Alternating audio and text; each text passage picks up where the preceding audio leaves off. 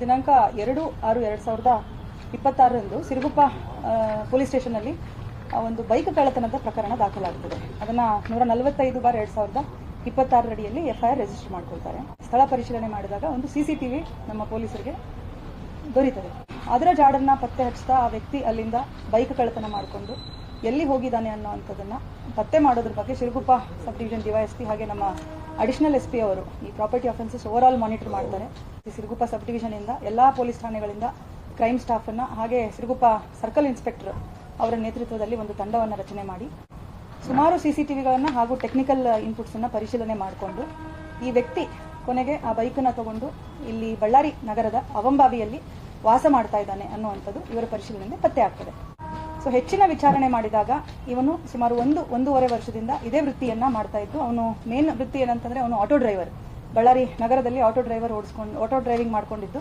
ಈ ವ್ಯಕ್ತಿಯಿಂದ ಈಗಾಗಲೇ ಸುಮಾರು 41 ಬೈಕ್ಗಳನ್ನ ಕಳೆದ ಒಂದು ಕೆಲವು ದಿನದಲ್ಲಿ ಅವನ್ನ ಆಲ್ರೆಡಿ ನಾವು JC ಕೊಟ್ಟು ಪೊಲೀಸ್ ಕಸ್ಟಡಿಯಲ್ಲಿ ತಗೊಂಡು ವಿಚಾರಣೆ ಮಾಡಿ 41 ಬೈಕ್ಗಳನ್ನ ಅವನಿಂದ ನಾವು ರಿಕವರಿ ಮಾಡಿರುವಂತದ್ದಿದೆ. ಇದರಲ್ಲಿ ಇನ್ವಾಲ್ವ್ ಆಗಿರುವಂತಹ ಆರೋಪಿಯ ಹೆಸರು ಸಿದ್ದಾರೆಡ್ಡಿ ಅಲಿಯಾಸ್ ಸ್ಪ್ಲೆಂಡರ್ ಸಿದ್ದಾರೆಡ್ಡಿ ಅಂತ ಹೇಳಿ. ಯಾಕಂದ್ರೆ ಇವನು ಸ್ಪ್ಲೆಂಡರ್ ವೆಹಿಕಲ್ಗಳನ್ನೇ ಹೆಚ್ಚಾಗಿ ಕಳ್ಳತನ ಮಾಡ್ತಾ ಇದ್ದಂಥದ್ದು. ಇವನು ಮುಖ್ಯವಾಗಿ ಯಾವ ತರ ಈ ಕಳ್ಳತನವನ್ನ ವ್ಯವಸ್ಥಿತವಾಗಿ ಮಾಡ್ತಿದ್ದ ಅಂತಂದ್ರೆ, ಯಾವುದೇ ಒಂದು ಬೈಕನ್ನ ಇವನು ಕಳ್ಳತನ ಮಾಡಿದ ಮೇಲೆ ಮೊದಲು ಅಲ್ಲಿಂದ ತಗೊಂಡು ಹೋದ ತಕ್ಷಣ ಅಂದ್ರೆ ಡುಪ್ಲಿಕೇಟ್ ಕೀ ಯೂಸ್ ಮಾಡಿ ತಗೊಂಡು ಹೋದ ಮೇಲೆ ಆ ಬೈಕಿನ ನಂಬರ್ ಪ್ಲೇಟ್ ಅನ್ನ ಮೊದಲು ಕಿತ್ತು ತೆಗೆದು ಹಾಕ್ತಾನೆ, ಬಿಸಾಕ್ತಾನೆ ಅದನ್ನ.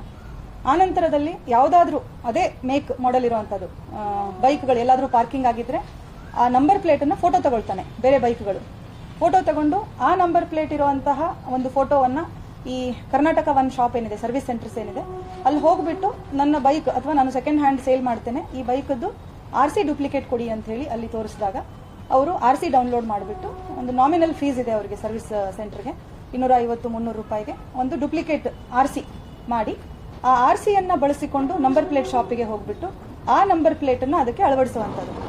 ನಂಬರ್ ಪ್ಲೇಟ್ ಅಳವಡಿಸಿದ ಮೇಲೆ ಡೂಪ್ಲಿಕೇಟ್ ಕೀ ಸೆಂಟರ್ಗೆ ಹೋಗಿ ಕೀಯನ್ನ ಮತ್ತೆ ಅದಕ್ಕೋಸ್ಕರ ಅಂತ ಹೇಳಿ ಕೀ ಮಾಡಿಸ್ಕೊಂಡು ಒಂದು ಪ್ರಾಪರ್ ರೆಡಿಲಿ ಅವೈಲೇಬಲ್ ಬೈಕ್ ಅನ್ನ ರೆಡಿ ಮಾಡ್ತಾನೆ ವಿತ್ RC. ಆ ಬೈಕ್ ಅನ್ನ ಯಾರಾದ್ರೂ ಈ ಹಳ್ಳಿ ಕಡೆ ಹೆಚ್ಚಾಗಿ ಅವನು ಟಾರ್ಗೆಟ್ ಮಾಡ್ತಾ ಇದ್ದಂಥದ್ದು ಹಳ್ಳಿ ರೈತರನ್ನ ಹಾಗೆ ಆಂಧ್ರ ಕಡೆಗೆ ಕೂಡ ಸೇಲ್ ಮಾಡಿರುವಂತದ್ದಿದೆ. ಅವರಿಗೆ ಸೆಕೆಂಡ್ ಹ್ಯಾಂಡ್ ಬೈಕ್ ಅಂತ ಹೇಳಿ 20,000-25,000 ಸಾವಿರದವರೆಗೆ ಅದನ್ನ ಮಾರಾಟ ಮಾಡಿರುವಂತದ್ದು. ಹಾಗಾಗಿ ಯಾರು ಕೂಡ ಅವನನ್ನ ಸಂಶಯ ಪಟ್ಟಿರೋದಿಲ್ಲ, ಯಾಕಂದ್ರೆ RC ಕಾರ್ಡ್ ಜೊತೆಗೇನೆ ಮಾರಾಟ ಮಾಡಿರೋದು.